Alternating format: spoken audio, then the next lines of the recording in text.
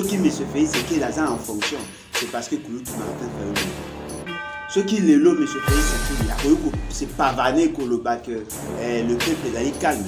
C'est parce que Kouloutou Martin fait le parce que si Kouloutou Martin fait le décide autrement, je suis convaincu, oui, qu'il m'aurait été Nicolas Mbosso qui était chômeur hier, au Kabila PC Moussala, a senti que Mbongo ya Baneko Kanisa Kozo ajouté.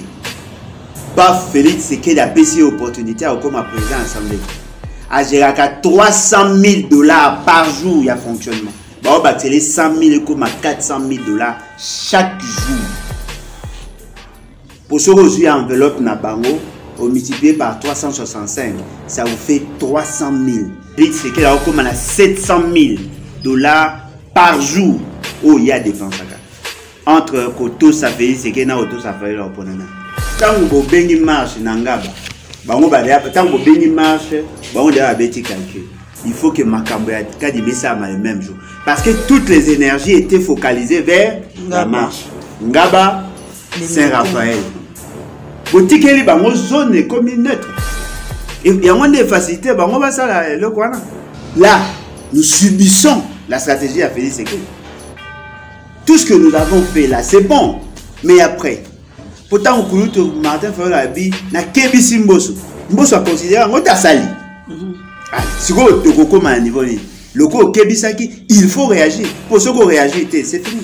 Nous avons commis, bafungula mitema, bafungula maboko, babenga batu nyonso, ba résistant, ba combattant, to créer front. Léon Touzabwe, ce Kouloutou Martin Fayulu a joué carte il y a bien. Nous tous nous allons perdre. Mouto Aza na fonction à faire c'est qu'il y a là où se comporter dengue Aza, il faut la bandit.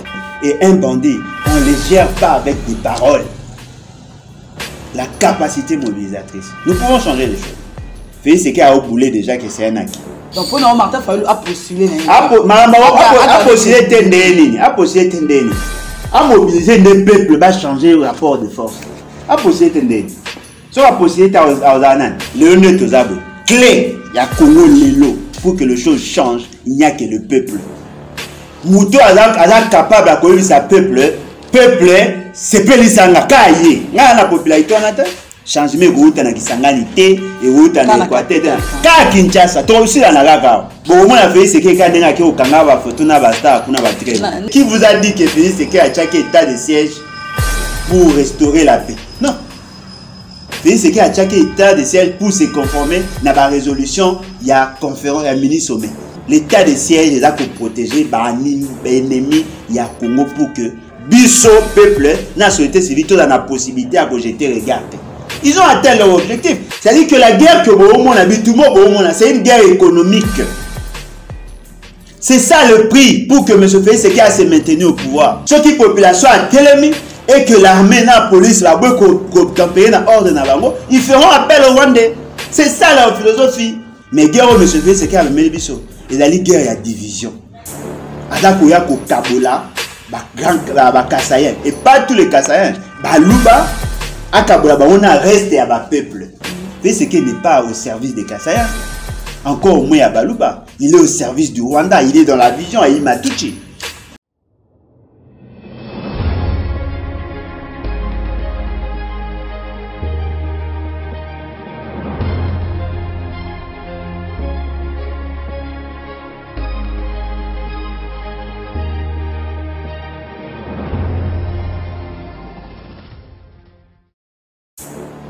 Balandia Plus Clair Télévision, nous sommes le 18 octobre 2021.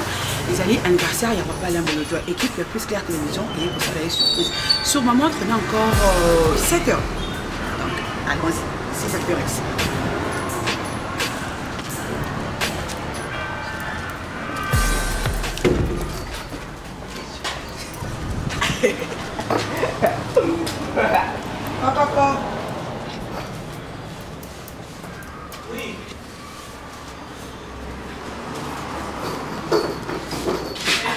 Bonjour madame.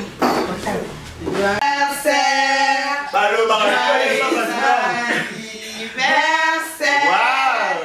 Joyeux anniversaire, papa. Joyeux anniversaire.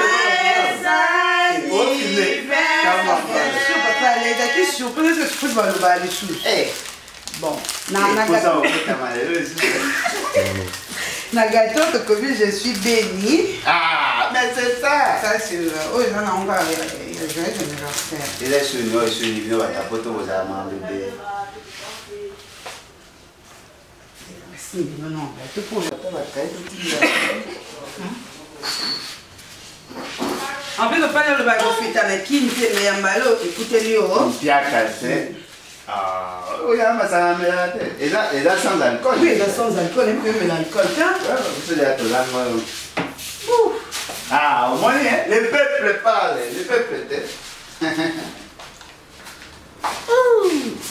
Après la 44. Ah, 44 ans. Ah, mais comment? Ah, ouch. Quand c'est rouge, je suis béni. On a béni les autres. Waouh. Anniversaire, joyeux anniversaire, joyeux anniversaire, papa Alain, joyeux anniversaire, Mbotama et l'amour, Mbotama et l'amour, Mbotama et l'amour, papa Alain, Mbotama et l'amour. Merci en tout cas. Oh, oh là. On va avec vos commissions. Vous fêtez le son balai.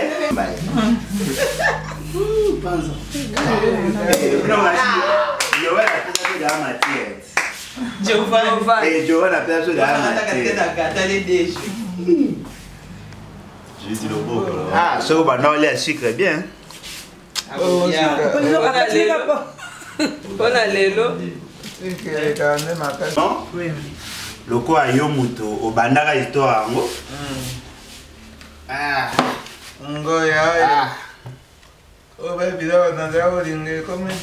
C'est ça. Ah. J'espère qu'il a sans alcool. Oui, oui, il a sans alcool. Oui, comme ça, le voir. Mais c'est nani comme la soupe.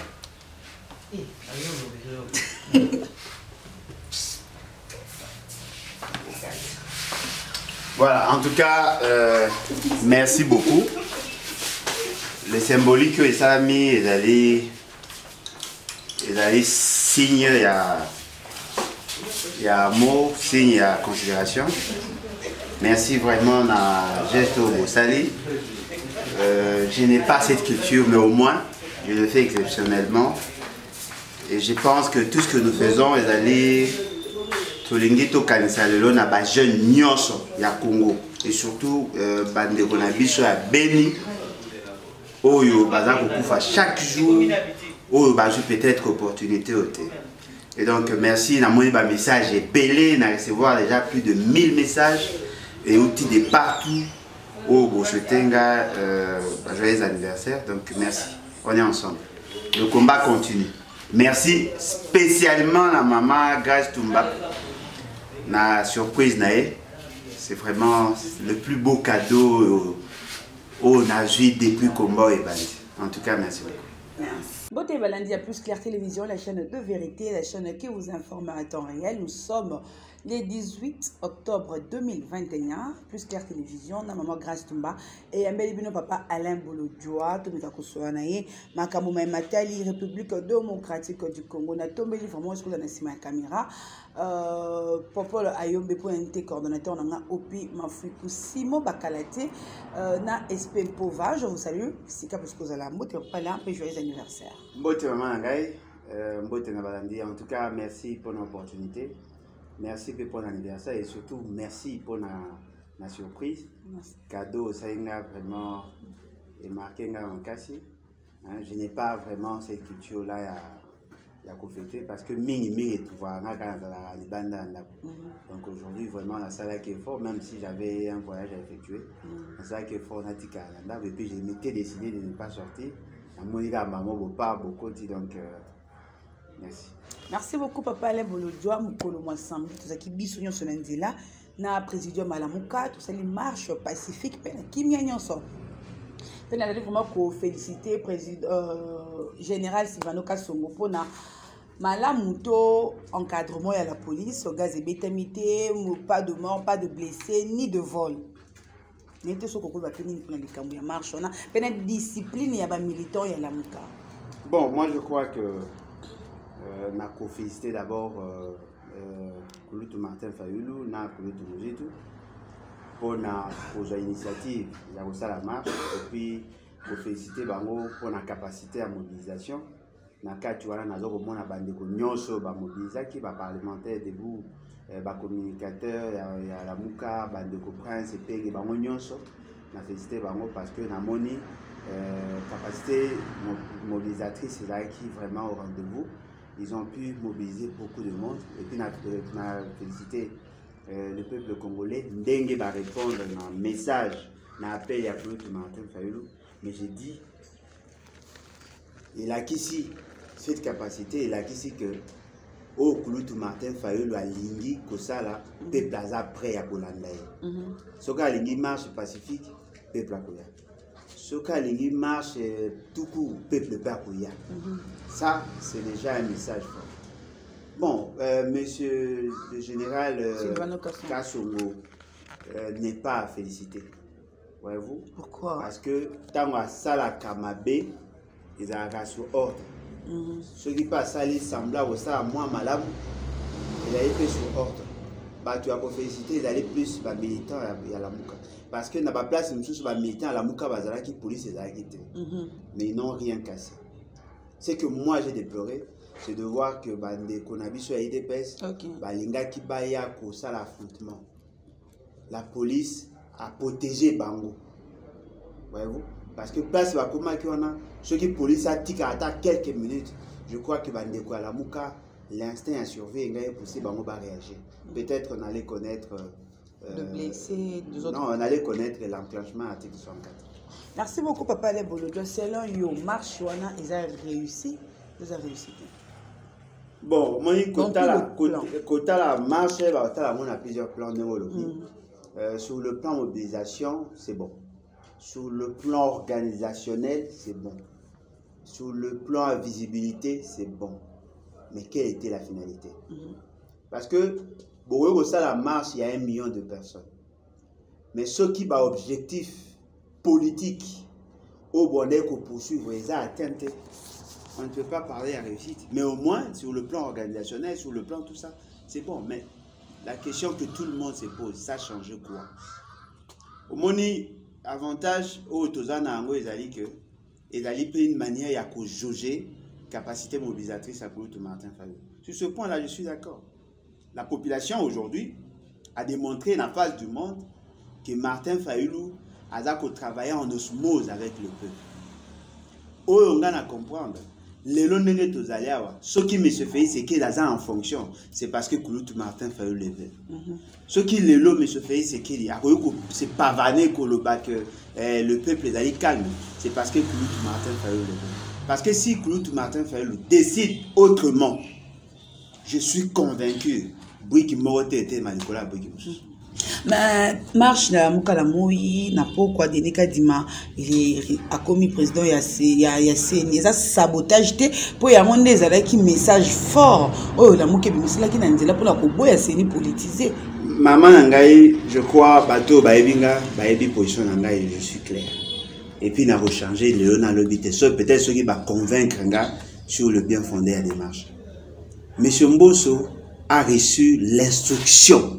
Il y a M. Félix Sekedi. Ndenge abecho la lobaki? Non, ndenge yemoko Félix Sekedi la lobaki. Alobi que j'ai instruit na président et l'Assemblée nationale M. Mbosso à sala likambo pour que maman nesila. Il n'a fait que respecter l'instruction. M. Mbosso c'est un exécutant, il n'est pas chef d'une institution, non.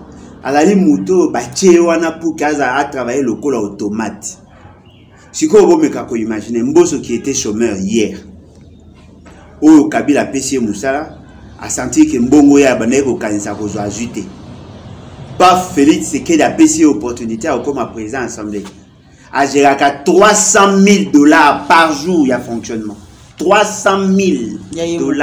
Non, je suis en 300 000 $ chaque mois. Bah, on va 100 000 comme à 400 000 $ chaque jour. Pour ce que j'ai enveloppe na bango, on multiplie par 365, ça vous fait 300 000. Bah, Matisse Yango par rapport à budget 2022, alors comme on a 400 000. Pour Félix, c'est qu'il a comme on a 700 000 $ par jour. Oh, il y a des dépenses. Entre Koto Safeli, c'est qu'il y a Koto Safeli là pour nana.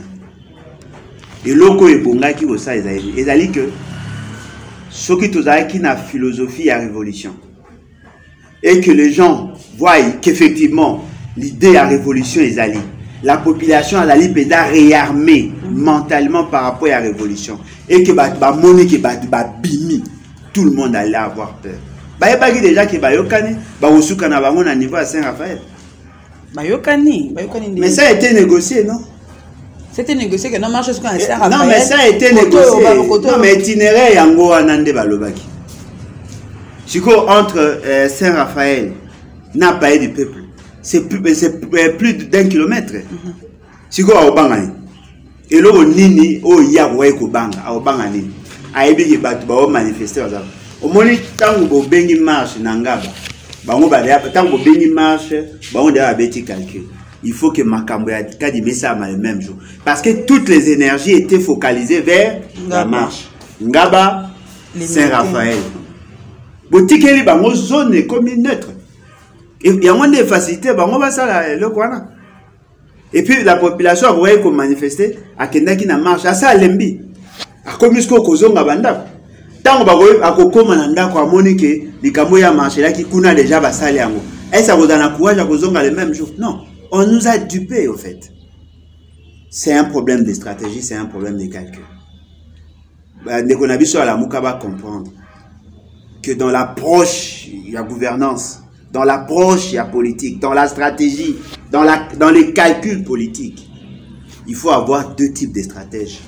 Les stratèges qui sont capables de solutionner le problème qu'il y a et les stratèges qui sont capables d'anticiper sur le problème qui peut advenir. Là, nous subissons la stratégie à Félix Sekedi. Tout ce que nous avons fait là, c'est bon, mais après, pourtant, Martin Fayol na kebisi Mbosso. Mbosso a considéré qu'on t'a sali. Allez, si vous avez un niveau, il faut réagir. Pour ceux qui ont réagi, c'est fini. Donc, papa, ce qui se passe dans la politique, c'est ce qui se passe sous la table, non pas ce qui se passe sur la table. Donc, ça a été négocié, que normalement, ça marche. Que la marche a été négociée. Au Monaki, Bandeko Nabiso Blanchard Mongomba, na professeur Kitoko, na Bandeko Alamuka, tant que qui déclaration, ils se sont convenus que marche, Batiango les 16. Oui. Ça a été négocié avec Gentini. Oui. Gentini Azanani. Azal le coup la fourchette. Oh, Félix, c'est qu'il a ça, il a pour piquer. Asali Makambo, Bayokani les 16. Bayokani, que Barobana Tchangouté, Babanda autre quelque part. Babandi na Moamba, Basuki na Funa. Mais à 1 km ou 2 km pratiquement, il y a eu des opérations. C'est-à-dire que ce qui a été négocié, le fait qu'il y a Basuki, ça marche et c'est calme. Mais au même moment, on négocie, on peut faire petit calcul et coïncider le jour où il y a marche.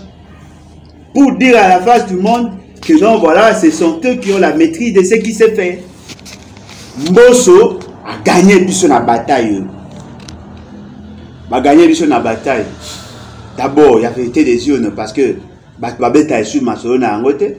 On est à Tireka Ngamoko et fort malheureusement. Va gagner la bataille. Makambouya Beni. Apparemment, personne n'en parle plus. Babeti Biso Makambouya, il y a Minembwe. Personne n'en parle.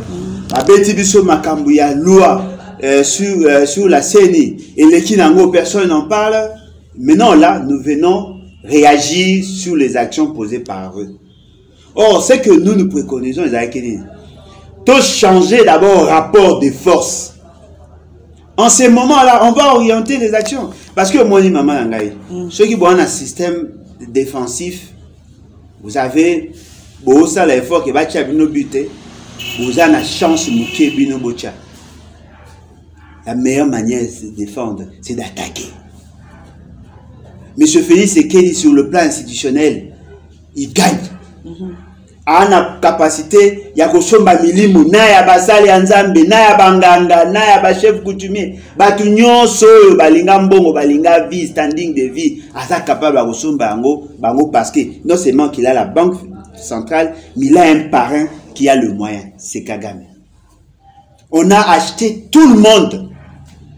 Mouton na voyo aux attentes espoir que bawo Koshomba était ponanga et aga kulutu Martin Fayulu. Ce qui n'a pas de deuxième position. Maman, on a tangi yo bon na sepesio kasi. Na lubi ke zaka kulutu Martin Fayulu. On a ebi ke na voyo la ta na butu.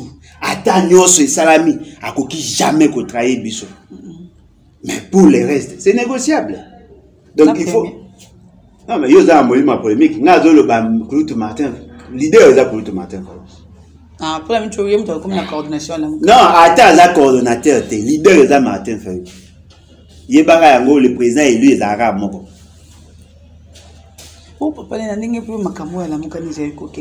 C'est comme si 2023, c'est probable. Nous sommes en politique. Il y a des problèmes, il y a gestion, il y a ambition. Il y a des problèmes, il y a des réflexes. Au moment sur le plan politique, sur le raisonnement purement politique, pas de sentiment. Koulitu Muzitu ne restera que mal à l'aise tant que Batu ya Lamuka a tendance à kolinga kolakisa que Yazaka en second plan. Politiquement, il meurt. Pour que Lamuka à la macasse, il faut que Muzitu passe à la macasse. Oh, passe à la macasse et il malheureusement ça l'ombrage. Il doit commencer à réparer, à kobongi sa partie et poser des actions sans avoir l'aval. Il y a Koulitu Muzitu. À Okokata. Au moins. Et puis, là, monsieur les livres, il a dit que la Mouka a un défaut moko on a remarqué. Pas Koulitu Martin Fayulu. La Mouka a un défaut moko on a remarqué. Bah, au Kanisa que il faut ça la allégeance. Bah, le baka, bah, c'est bah, le baramakamu, que c'est ça, Koulitu Martin Fayulu. Non. En tant que leader, à un posé à bateau, bah, oui, ça aurait pu la vérité. Maman, si vous avez une réunion à Bisso, ou tout ça, à un niveau, à débattre. Vous se rendre compte. Il y a des idées que vous pouvez décider, vous pouvez c'est ça, ils ont protéger contre boulimie à pouvoir, contre ivrognerie à succès. Il faut que les gens lui disent, est-ce que ceux qui coulent tout musique, à l'équipe à TV, à l'objet que l'Oko Martin Fayulu la salle les a bien été, est-ce que les gens vont comprendre ça? C'est quoi vous en avez? Ah ben le tambour la loco la marionnette, non. Lui aussi il a besoin de vivre, mais l'Oko il a livré. Ce cas l'homme peut mettre à couleur tout musique. Automatiquement à perdre estime nyonso, à perdre taille nyonso politique à aucun de what. On a joué ombrage. Non, alors qu'on joue non ombrage, c'est comme ça on fait ça. Batunde va comprendre ma vie. Et ça, il faut ça à mandé pour. Maman, n'a bien. Ceux qui nouvel élan et un poids et souté, il a un impact. L'amour qui traîne nana. N'a décidé. Oui, bon décidé vous la partie est à l'opposition. Moi, il va partir, monsieur, de ADD Congo. Oui, mais ADD Congo, Prince Pengaza, Aza déjà acquis na cause à Koulitu Martin Fayulu. Na évité ceux qui Prince Pengaza na courage. Attends, il est mort na carte subconscient. A qu'on réfléchir un jour à trahir Martin Fayulu. Non, est-ce que capable de dire certaines vérités? Je doute fort. Il faut que Botika bateau Bazali na bino mais baza totalement d'accord na bino te ba ibsara bino vérité et ko aider bino pe pour na ko redresser parce que au moins des chevauchements dans les actions, l'imprécision dans les actions nous fragilise. Nous to komi ba fungula mitema ba fungula maboko ba benga batu nyonso ba résistant ba combattant to créer front. Au moins ne to za bolelo boy na linga Kabila Nalinga Moïse Katumbi, Nalinga Bangote, Léoné Touzaboué, ce Koulitu Martin Fayulu a joué carte et a bien été. Nous tous nous allons perdre. Bisous tout, nous perdre. Félix Sekedi, Nagolo Bane, Aza, bon, pas Félix Sekedi. Mouto aza na fonction ya Félix Sekei, aza se comporter ndenge aza, il faut la bandit. OK. Pas Félix Sekei mais Mouto na contexte na yé. Ou aza au sam il faut la bandit. Et un bandit, on ne le gère pas avec des paroles. La capacité mobilisatrice. Nous pouvons changer les choses. Félix Sekei a oublié déjà que c'est un acquis. Lorsque nous disions que le processus électoral, ce qu'ils allaient entamer, ne voyaient pas que la CENI. Allez voir, Nabiou et la CENI. Il a placé ses pions. Il tire à des postes. Na plénière, ils seront majoritaires. À Somi, il y a ma confession religieuse. À Tabotini, 2 personnes à CENI. Bah, ça a Nîmes. Et puis, la loi électorale. Bah, au Kenya, on a une stratégie à majorité. Ceux qui vont publier les résultats. Sur 7 membres, attends, ceux qui 5 bandimi, les résultats seront publiés. Les 2 autres doivent se soumettre à la loi à majorité. C'est ça leur logique. Mais ce fait, c'est qu'il y a un président avec 52,8%. Ah, le président pour déjà obéir. Maman, et c'est salami. Les années qui mise en scène, les pas rediffuser. Tout a été déjà boutiqué. Tout le monde a vu le fait, c'est qu'il y a un président. Donc, ma président avec 52,8%. Bon, Martin Fayot, vous avez combien? Tiens, Martin Fayot, vous avez monté, vous avez créé la candidate. La candidate, vous avez belé. Mais papa, il a dit que vous soutenez l'élection. Vous soutenez l'élection, mais vous soutenez. Donc, pour nous, Martin Fayot a postulé. A postulé Tendeni. A postulé Tendeni. A mobilisé le peuple, va changer le rapport de force. A postulé Tendeni. So a postulé Taozanan. Parce que le président, au lieu de dire que non, la processus oyote. Là, là, comme on a ma solo, il y a 4e République. Oyote. Maman, mon est là, tsunami yé. Yo za sur Briki mo est là, quoi, Briki Moussous. Oh. Et là, on a zo ba bino zali que le honnête aux abris. Clé, il y a Congo Lelo. Pour que les choses changent, il n'y a que le peuple. Mouto est capable de connaître sa peuple. Peuple, c'est pas l'isanga kaye. Nga la popularité on attend. Attention na lobby le peuple ma baba oh la mangana. Mais quand et si matin Mouto est capable de connaître peuple et puis à candidater que peuple ango ya koloba non, la population quinoise.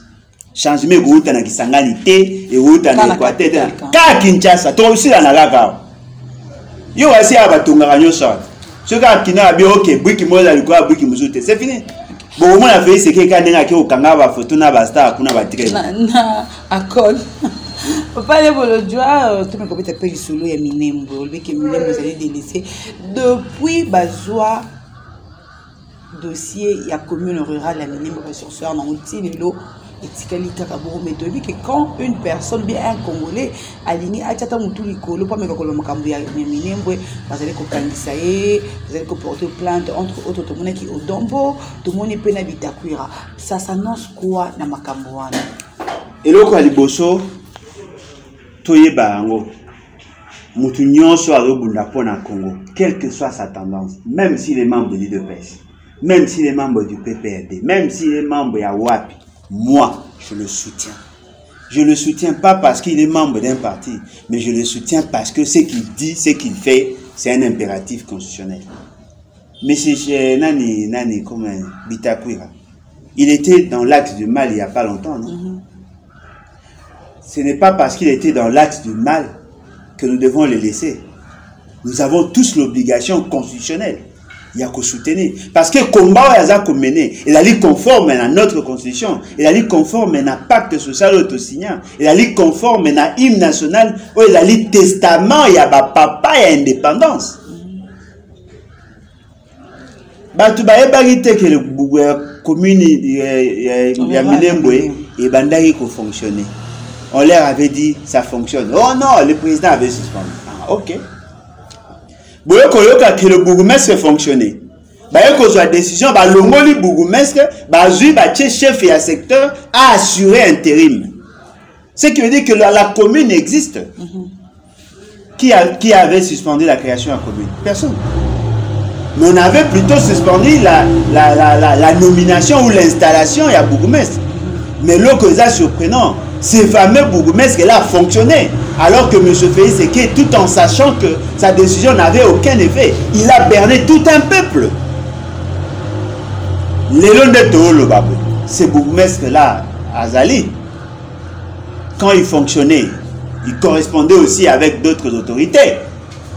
Il a pris des actes.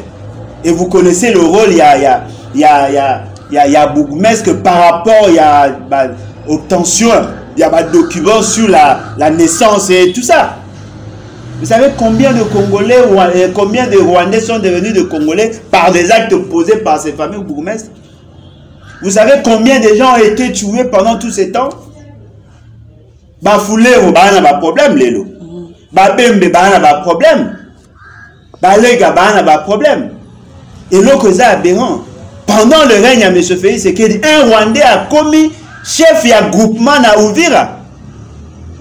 Allez voir aujourd'hui, Bafulero, Lélo, notable à Bafulero.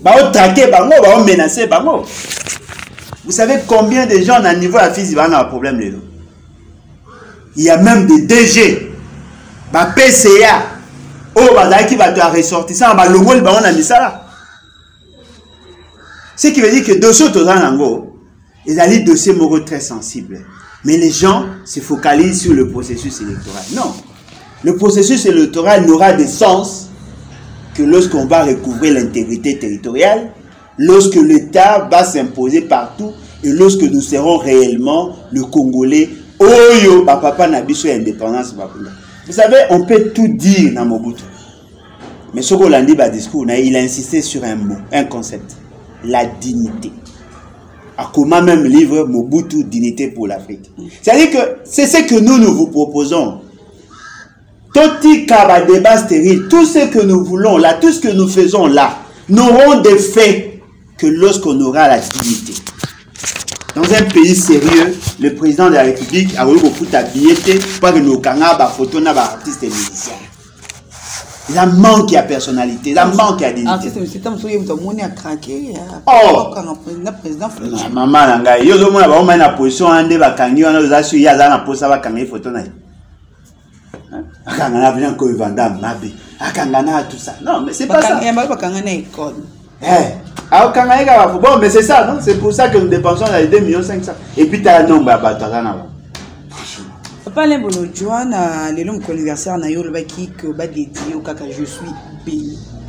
Tout me rappelle que peut solo ya béni pour yango ozo fêter le mona ba. Papa Lembolo Joana insécurité du jour au jour. État de siège et sala et l'autre côté de la vérité. Et sala et l'autre côté malgré que le président le but est à Colombo là état de siège té si tant on remonte un changement. Na ces état de siège il y a des choses qui se préparent na cessé pourtant le logo simba te batika mais comment toujours continuer na ngoka mais bande comme ça c'est quoi kufa ton me dit pourquoi maman ngai batubaye bango que l'état de siège est une réussite pour M. Félix Tshisekedi et ses partenaires. Nakotika olobelo ko antena za ko rappeler binongo chaque fois. Boyebi ba résolution ya mini sommet à Goma. Bon, M. Félix Tshisekedi a convoqué qui mini sommet. Il y a liboso est raté pour des raisons sécuritaires. Bah ça là on a vidéoconférence. Et après, la résolution est boyebi, état de siège en fait partie. Allez voir, allez consulter les données sur l'exploitation, sur l'économie, il y a Rwanda.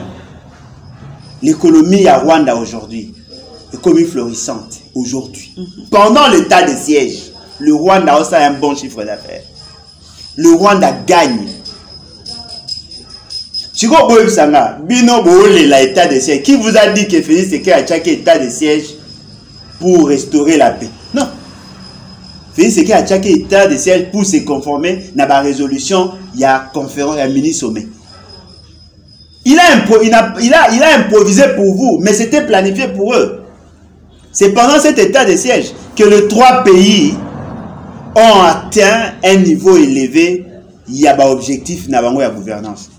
Baotonga banzele pa na bino baotonga chemin de fer epa na bino baza ko renforcer présence na bango baza ko joa même ba militaire baza ko renforcer ba groupes armés chez vous baopesa bango ba moyens baopesa bango même le personnel pour que ba continuer ko insécuriser bino et ba pekisa bino bo atteindre un niveau beaucoup na zone bango baza ko exploiter l'état de siège est là pour protéger ba ennemi ya Congo pour que biso peuple na société civile dans la possibilité à jeter regard. Ils ont atteint leur objectif. C'est à vous maintenant de voir qu'est-ce que vous pouvez faire. Qu'est-ce que vous voulez. Celui qui a besoin de la paix ne peut pas soutenir Félix Tshisekedi. Non. Au moins, il y a un choix contradictoire. Et là, qu'on rende biso ba complice. Fort malheureusement, de complices naïfs. Il est temps pour que le Congolais batte. Na Beni, Baoboma. Na Ituri, Baoboma. Bota, toutes les zones minières, dans cette partie, il y a l'insécurité. Là où il n'y a rien, il y a accalmie. C'est-à-dire que la guerre que Bohomon habite, tout le monde, c'est une guerre économique. C'est ça le prix pour que M. Félix Tshisekedi se maintenu au pouvoir. Il y a des gens qui ont quitté le Grand Kassai, basé Belé, Belé. Baza recruté comme des militaires. Ils sont nombreux là. Tout le monde a Bazawa et Belé. Beaucoup remarqué même nombre de motos là au Baksama. Bazawa et Belé. Et il se dit ceci. Ceux qui population a télémi et que l'armée, la police, la beaucoup tempéré dans ordre Nabango, ils feront appel au Rwandais. C'est ça leur philosophie. Et ça, c'est très dangereux. Parce que guerre au Toanango. Il a dit guerre d'abord, il y a une sécurité dans la partie est. Mais guerre au M. Félix Tshisekedi avec Melibiso, il a dit guerre, il y a division. Azakoya ko Kabola, ba Kassayen, et pas tous les Kassayen, Baluba, à Kabola, on a resté à ba peuple. Parce qu'il y a des gens qui ont affronté le parce que par souci, il y a nationalisme. Attention, il y a des gens qui n'accepteront jamais, il y aura des réactions. Alors pour éviter, il faut que nous se désolidariser. En commençant d'abord par bateau, Félix Tshisekedi n'est pas au service des Kassaïens. Encore moins à Baluba. Il est au service du Rwanda. Il est dans la vision à Imatuchi. Tout les accords qui sont dans la vision à Imatuchi. Bandegona biso baza manipuler ya Baluba bakoya ko risquer ba payer facture na makambo bango ba maîtriser. Et donc devant cette réalité là, nous devons fournir un effort pour que tout arrive effectivement, non seulement à consolider l'unité nationale, tout le monde a derrière la philosophie à gouvernance, aux adoptant la constitution, aux à la Moulouba, aux à la Moussongi, aux à la Moutetela, aux à quel que soit le bon rôle d'Alinango, sur des questions et la nation, on est unis. Mais quand Moussou sur les ticari, tout le monde a divisé, mais dans la question et la pays, on ne peut pas être divisé. Pour faire soutenir Félix Tshisekedi. Ça, c'est très dangereux. Mais sachez-le très bien. Au regard, il y a donné mais ce fait, c'est qu'il ne régnera pas toujours. Je suis convaincu. Parmi les Congolais, partout ici, Kabaza, il y aura un jour quelqu'un qui va dire ça suffit. Et c'est ce que moi j'attends. Merci beaucoup, papa. Lève le doigt. Il y a une émission à Bissau, il y a mon bientôt, ma président de la déjà Kalaming en 2023. On peut dire ceci que non, côté CNI, Félix Tshisekedi a gagné Bissau déjà. Dans le cours constitutionnel, a gagné Bissau depuis Kala, en 2023, tous les années. Maman Nangaï, ne pensez pas que 2023 est un jour. 2023, ça reste pratiquement 2 ans. Voyez-vous? M. Félix Tshisekedi a gagné, oui. Mais a gagné guerre. A gagné bataille.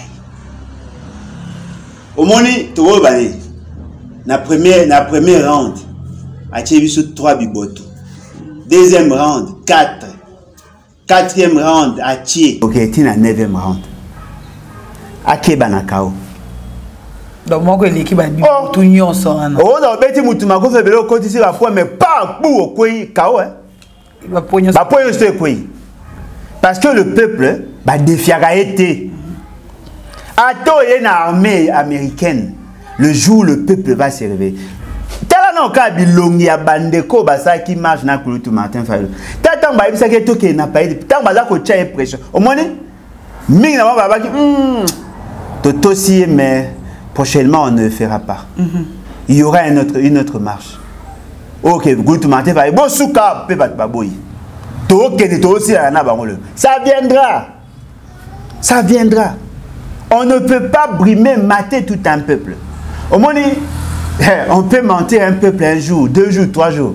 Mais on ne peut pas mentir tout le peuple chaque jour. Il y aura un jour, les gens vont comprendre. Et moi, je suis convaincu, la révolution peut commencer même dans l'IDPS. Oh, maintenant,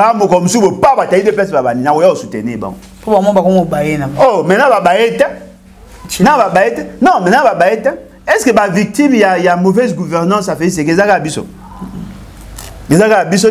Bato va neko menacer autant qu'on va neko ça mission à conscientiser ba négociation à Kassai. Ba neko menacer, ba menacer ressources. Ba comprendre. Au ba combien?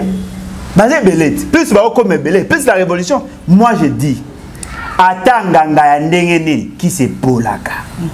Je suis convaincu ma bolongo na cette ocha qui soit neko pola. Ba qui so boza ko bato baza ko utiliser ba chef coutumier ko tchaka ba mupepe ola ça va tout pongi. Et ko sila Tangouana, Bobana Baninga Baonagette, Binogout Baonagette, Baudinane à ma bébé, Bima Bamboga Moussous. Merci beaucoup. Ekoya, je vous dis. Merci papa la Ekoya. Nasuka, to Megapego t'appelle sur un livre, pas Mouton, sans un pour sa livre, na livre, sans un pour sa livre en Belgique. Un livre Madame Antoinette Locadi. Sans un pour sa livre en France et pas Edgar, parce que Edgar, je vais chercher bientôt. Oui, oui. Ah oui, à Kinshasa et puis à t'équiper Mwanda. Ok. Bah, tout ça pour ce livre, vous contactez Edgar Moko. Ce qui y a à Kinshasa, je pense que le livre est éthique là. Donc, Moutonza, qu'on a européen, c'est venu à Zali. Na poto, livre Zali, na 30 €. Attention, vous avez contacter bango ba ko tinde la yo ata na poste mais on a Kinshasa livre Zali na 20 $. Ce livre on a 20 $, ceux qui famille nous ezali au coco sont baqués au pays ou soit peka so so livre non papa là le cause en action ya ko so là bana ba cahier ba sac ba fourniture scolaire pour la classe ngana financer boy na compte ka livre ça ka bongo ndenge makamongo et ça le milaka papa là numéro contact parce que ya ko ba s'appeler ou ba expliquer na livre. Oui, en tout cas numéro d'abord il a plus 243 81 250 28 51 81 250 28 51 pour un livre effectivement ba livre ezali o alingi a contacter biso message na ko lancer ça un message d'abord na classe politique bolongwana ko banga na senti ko banga c'est vrai les ambassades et tout ça bazalaka ba le temps musu pe ba intimidaka mais bolongwana ko banga to beta masolo avenir à toute une nation. Bolongola obanga bino utu bwana ba garde bwana ba mituka butambola na mutuka bwana ba mais biso to ba piéton to tamola pe to le karakaka quel que soit le ba ko sala souci na ngeza ata ceux qui ba ko neutraliser Alain Bolodjoa mais que le combat continue, c'est ça notre idéal. Moni bato balinga vie mingi. Il y a des choses qui ne font pas par peur. Il faut tout arriver effectivement, il y a qu'à transcender les limites, d'arriver au niveau que tous sont capables de koloba non. Et moi je suis convaincu, le jour où tous les politiciens, surtout dans l'opposition, résistants et consorts, donc comprendre ces réalités-là, on peut faire beaucoup de choses et on va changer beaucoup de choses. Mais ce fait, c'est qu'il est loin d'être un dieu. Bon, moi, je suis tambolade. Ah, moi, na moutou. Moi, papa. Ah, moi, na moutou. Azate que wa botama na pièce à Jupiter tout non. C'est un humain. Il a des limites. Le jour où au Fanda, je sais comment détruire cette machine-là. Parce que déjà, tu as vu un point fort, on a un point faible dans Bango. On va les détruire. C'est possible. Ma condition, tous à la unis, tout le monde au bang. Plus beau bang, plus beau fragilisé. Peuple à l'ongoli ko bang. Bon moni en ka l'ongoli ko bang. Mais ko bang na bino et bang ici peuple. C'est pas intéressant. Numéro de téléphone. On a passé déjà plus 243 81 250 28 51. Merci beaucoup papa Alain, joyeux anniversaire na Opé Lisusu. Merci Nayo Moutouzaki. Merci Nayo pour la surprise puis surtout pour na gâteau. Merci beaucoup, salut le système à jour. Merci beaucoup. Naïo, tout ça qui est beaucoup sur Plus Clair Télévision. Le but c'est qu'il me donne le bosso, que vous sentez na s'abonner, na aimer, pourquoi pas aussi qu'on partager émission sur mon colon na mon colon. Na micro c'est qui grâce Tumba, na si ma caméra pour la yombe, na région finale le cordon pour m'afrique Joël comme la combelaise, Joël Gona chasseur d'image. Grâce Tumba, je vous dis bye et au prochain numéro.